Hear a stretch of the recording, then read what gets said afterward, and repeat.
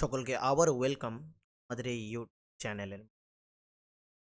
Friends, তোমরা হয়তো বিধানসভার মধ্যে কেউ হয়তো সকলেই দেখেছো যে সেখানে জিআরবিটির যে রিক্রুটমেন্ট হয়েছিল সি, সেই রিক্রুটমেন্টে নিয়ে অনেকগুলা কোয়েকশন হয়। এই কোয়েকশনের মধ্যে ছিল অপোজিশন লিড। জিআরবিটির যে রিক্রুটমেন্ট হয়েছে তার মধ্যে থেকে কলকাতা থেকে, নদিয়া থেকে, অনেক ডিস্ট্রিক্ট থেকে চাকরি এখানে ত্রিপুরা রাজ্যে দেওয়া হয়েছে। কিন্তু আমাদের ত্রিপুরা রাজ্যের যে ছেলে মেয়ে রয়েছে তাদের সেই সুযোগ তারা না পেয়ে নদিয়ার ছেলেরা পেয়েছে। নদিয়ার যে স্টুডেন্টসগুলো রয়েছে তারা সেখানে চাকরি পেয়েছে। রাজ্যের মধ্যে অনেকগুলা আনএমপ্লয়েড স্টুডেন্ট রয়েছে, এখনও চাকরির জন্য স্ট্রাগল করছে। কথাটা কিন্তু একদম রাইট। আমাদের ত্রিপুরা রাজ্যের মধ্যে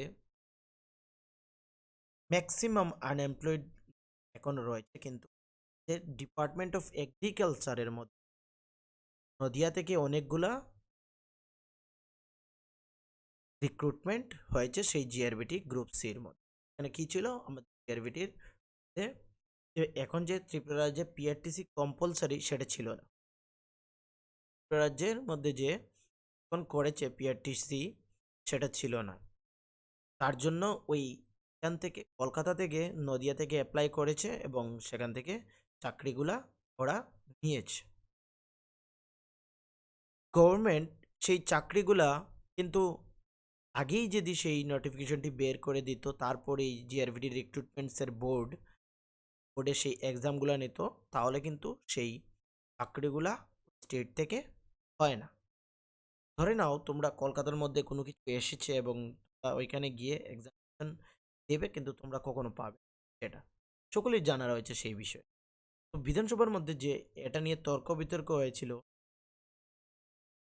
আনএমপ্লয়েডের পয়েন্ট অফ ভিউ কিন্তু সেটা একদম রাইট তর্ক বিতর্ক। আমাদের ত্রিপুরা রাজ্যের ছেলে মেয়েদের চাকরি না দিয়ে কালচারের মধ্যে ইয়ে থেকে লোক নিয়োগ করা। জিআরবিটির গ্রুপ ডির মধ্যেও হয়তো এরকমই কিছু হতে পারে, সেটা এখনো বলা যাচ্ছে না।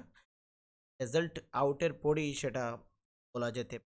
তারপর কিন্তু এখন ত্রিপুরা রাজ্যের মধ্যে চাকরিগুলো হবে তার মধ্যে কিন্তু স্টেট থেকে কেউ অ্যাপ্লিকেশন করতে পারবে না, সেখানে পিএটিসি কম্পালসারি করে দেওয়া হয়েছে। কিন্তু জিআরবিটির মধ্যে হিউজ বাইরের লোক ছিল, তো আমাদের ত্রিপুরার মধ্যে আনএমপ্লয়েডের সংখ্যা কিন্তু অনেক বেশি। সরকার সেই ডিসিশনটি যদি আগেই নিয়ে নিত তাহলে কিন্তু মানে বিধানসভার মধ্যেও সেই তর্ক বিতর্কটা হয় না। এবং আমাদের ত্রিপুরা রাজ্যের যারা বেকার রয়েছে 180-র মতো হয়তো রিক্রুট হয়েছে নদিয়া থেকে, 180টি পরিবার আমাদের ত্রিপুরা রাজ্যের বেঁচে। এটা আমার পয়েন্ট অফ ভিউ থেকে আমি বলছি। তোমরা কি সেই বিষয়ে কি বলবে, তোমরা সেটা কমেন্টের মধ্যেই পারো। ঠিক আছে, আমাকে কমেন্টে জানাবে।